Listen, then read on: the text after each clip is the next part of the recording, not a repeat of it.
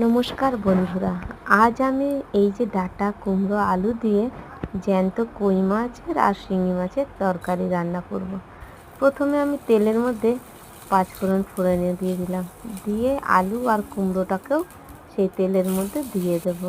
ফোড়নটা ভাজা হয়ে গেলে এগুলো দিয়ে দিলাম, দিয়ে এদিক ওদিক করে ভালো করে ভেজে নিচ্ছি অল্প করে নুন হলুদ দিয়ে এরকমভাবে ভেজে আলু কুমড়োটা এইভাবে ভেজে নিচ্ছি। দেখুন ভাজাই হয়ে গেছে প্রায়।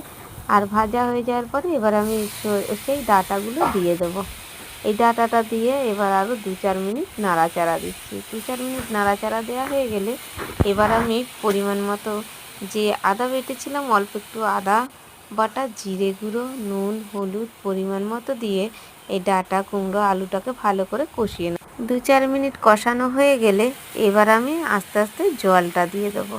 দেখুন পরিমাণ মতো জলটা দেওয়া হয়ে গেল, দিয়ে এবার বেশ খানিকক্ষণ ঢাকনাটা চাপা দিয়ে দেবো। ঢাকনাটা চাপা দেওয়া হয়ে গেলে এবার তরকারিটা ভালো করে ফুটতে থাকলো। ফুটতে থাকার পর এদিকে আমি কই মাছ আর শিঙি মাছটাকে কাটা হয়ে গেছে, তা নিয়ে এসে এবার আমি নুন হলুদ মাখিয়ে নিচ্ছি। মাখানো হয়ে গেছে, মাখানো হয়ে গেলে এবার আমি তরকারিটা ঢেলে নিয়ে এবার আস্তে আস্তে এবার কড়াইতে আর একটু তেল দিয়ে দেবো। অল্প করে তেল দিয়ে এর মধ্যে মাছগুলোকে দিয়ে এক এক করে ভেজে তুলে নেব। দেখুন কী সুন্দর জ্যান্ত মাছ, আর কি অসাধারণ যে এই যে জ্যান্ত মাছ যে লাগে খেতে তরকারিতে দিলে।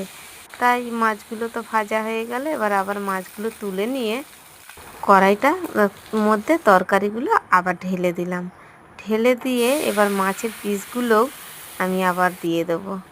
দিয়ে খানিকক্ষণ বাদে বেশ কাঁচা লঙ্কা বেটেও দিয়ে দিলাম। দিয়ে আবার বেশ খানিকক্ষণ ঢেকে দেবো তরকারিটা ঢেকে দিলে মাছটা ভালো ফুটে গেল। আর যেহেতু কই মাছ আর শিঙি মাছ এগুলোকে একটু ভালো করে ফোটাতে হয়। ভালো করে ফোটানো হয়ে এবার নামানোর আগে এই যে কাঁচা লঙ্কাটা তো আগে দিয়ে দিয়েছিলাম, এবার আমি জিরে বাটাটাও দিয়ে এবার নামিয়ে নেব। আর তরকারিটা কি সুন্দর হয়েছে, আপনারা এরকমভাবে তৈরি করে খেয়ে দেখবেন, খেতে অসাধারণ লাগবে। যতক্ষণ না খাওয়ার টাইম হবে সেই পর্যন্ত তরকারিটাকে এইভাবে ঢালার পরে ঢেকে রাখবো, খেতে অসাধারণ লেগেছে।